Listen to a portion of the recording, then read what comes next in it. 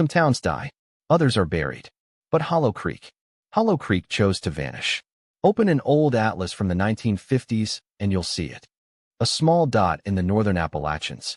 Population, 512. A diner, a modest church, a single traffic light that blinked endlessly over a two-lane road. So ordinary, it almost looked like a mistake. And then, one day, it was gone. No news story. No disaster reports. No memorials. Just gone.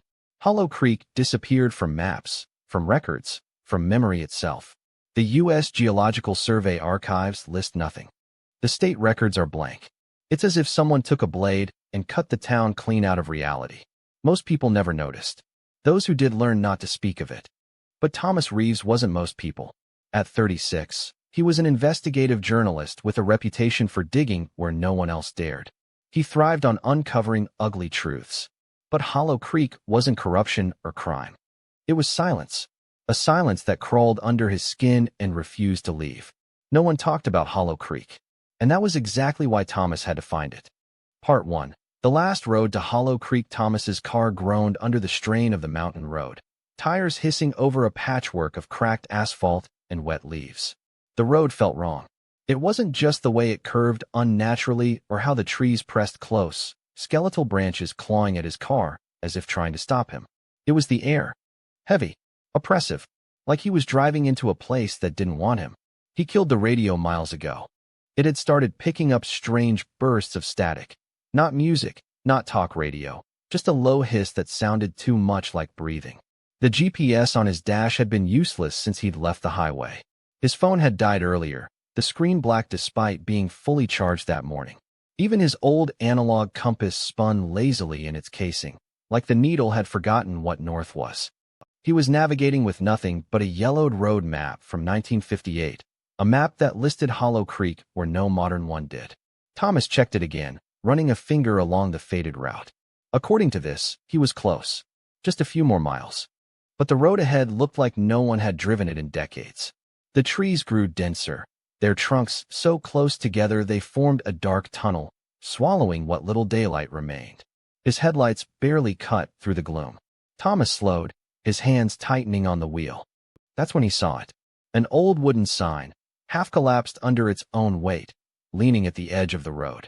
The paint was nearly gone, but he could make out the faint letters. Welcome to Hollow. The rest was lost to time. He pulled over, heart hammering as he got out. The cold bit through his jacket instantly. The forest was unnervingly silent. No birds, no rustling leaves. Just stillness. He glanced back, and his stomach dropped. The road behind him was gone. Not hidden, not blocked. Gone. In its place, a wall of trees, thick and impenetrable, as if it had always been there. Thomas froze, his breath quickening. He blinked hard, convinced it was some trick of his eyes. But no, the road he had driven on minutes ago had simply ceased to exist. His throat tightened. A faint light flickered deeper in the woods ahead.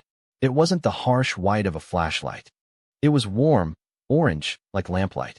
Thomas hesitated. Every instinct screamed at him to get back in the car. To wait. To run. But where could he go? He exhaled shakily, grabbed his camera, and started toward the glow. With every step, the silence deepened, like the forest itself was holding its breath. The trees ended as abruptly as they had begun. Thomas stepped out of the forest and into another world. Hollow Creek. It looked like a painting left out in the rain. Faded, warped, but unmistakable.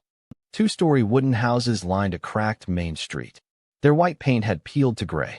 Rusting cars from the 50s and early 60s sat in driveways, tires long deflated. A barber shop. A pharmacy with a sun-bleached Coca-Cola sign. A church whose bell tower leaned precariously to one side. Thomas's breath caught in his throat. The town wasn't destroyed. It wasn't even overgrown. It was paused, like the people had simply gotten up and walked away one day, leaving everything behind. His shoes crunched on brittle asphalt as he crossed the street. The glow he'd seen came from a small diner on the corner. Eleanor's Cafe. The sign hung crooked, one chain rusted through. But the front door stood slightly ajar. Thomas pushed it open.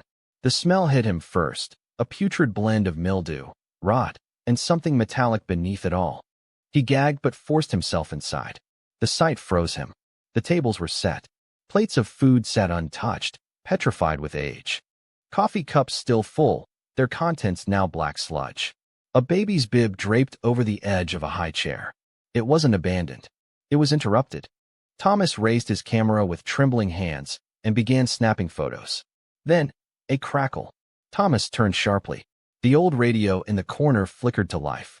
And in other news, a man's voice said, distant and hollow, "President Kennedy spoke today about the situation in Vietnam." Thomas's blood ran cold. The date on the broadcast, March 3rd, 1962. Impossible. His heart pounded as he backed toward the door. Then he heard it. Footsteps. Slow. Heavy. Upstairs. Thomas's camera felt suddenly useless. He clutched it anyway like a weapon. "Hello?" His voice cracked in the silence. No answer.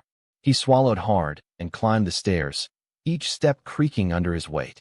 At the end of the hallway, a door. Faded gold letters. Room 3. He reached for the knob. It turned on its own.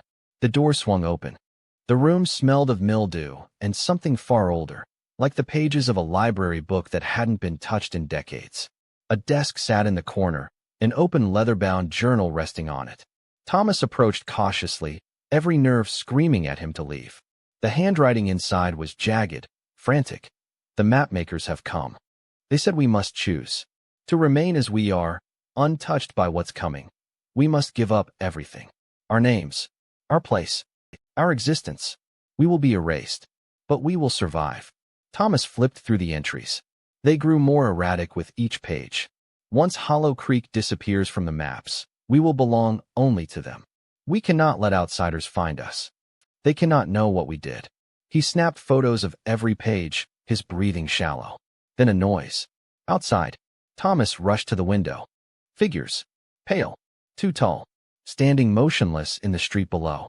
No faces. No movement. Just watching. Thomas stumbled back, heart hammering. When he looked again, they were gone. He bolted, racing down the stairs and out into the open air. But when he reached the edge of town, the road was gone. In its place, a vast, endless black void stretching into nothing. Thomas wandered Hollow Creek in a daze. The sky had turned a strange, oppressive gray. The air tasted metallic. He made his way to the town hall, its heavy doors creaking as he pushed them open. Inside, the walls were plastered with maps. Hundreds of them. Maps of Hollow Creek. But in every single one, the town had been scratched out, gouged away with deep, angry black ink. Whispers filled the air. "You shouldn't have found us." Thomas spun around. They were there. The mapmakers. 7 feet tall. Draped in tattered surveyor uniforms. Their faces smooth and blank, like porcelain masks. In their hands, ancient cartographer tools, blackened with age. One stepped forward, extending an old parchment map toward Thomas.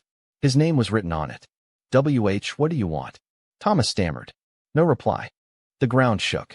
Buildings groaned as though the town itself were waking up. The mapmakers turned in unison and began walking toward the square. Thomas followed, unable to stop himself. The town square had transformed. Where a fountain once stood was now a massive, sunken pit. It glowed with a cold, unnatural light. The mapmakers circled it, whispering in an inhuman tongue. Thomas's head throbbed. His vision blurred. The mayor's final diary entry flashed in his mind. "Once you find Hollow Creek, you belong to it." "No," Thomas whispered. "No, I don't." He ran. But every street looped back to the square.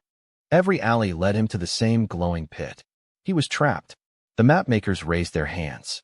Thomas felt his body move without his will, dragged toward the light. No.